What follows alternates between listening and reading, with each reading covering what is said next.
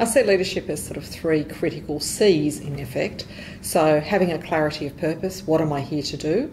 And the flip side of that is going back to the board and saying, what does success look like, and making sure that those things are aligned.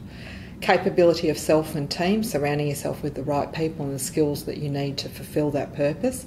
And then having the courage to make the tough decisions, because ultimately leadership is a role that can be somewhat isolating at times. You have to make tough decisions, and that doesn't mean you're popular with everybody all of the time. My definition of leadership, probably because of my education background, is that I believe that as a leader my job is to grow the people around me into something greater than they thought they could be. That's my primary aim. There's a whole lot of other aims too, and you lead an organisation. An organisational leader, for example, has to be concerned with the health and well-being of the organisation and making it sustainable for the future and all that stuff, you know, strategy and decision-making and problem-solving and all that stuff. But quite frankly, you know, if you don't get the people part right, if you don't have followers who are prepared to step off and follow you into an uncertain future, all the planning skills in the world and all the money and technology is going to come to nothing. And so fundamentally it's all about working with people. I believe you lead through either love or fear. And leading through fear is easy, you know. Historically, and you'd appreciate this, it's either the edge of the blade or it's a bag of silver, you know, if you lead through fear. But to lead through love is all about leading through trust and respect. Well, for me, leadership's all about having a vision, being able to paint the picture of that vision, and then being able to take people with you to achieve that vision. And leaders have different qualities, but the fact is, if you want to be a good leader and pursue that vision, paint the vision, achieve the vision journey, I think you need a number of what I would describe as competencies. So I think the first one is integrity.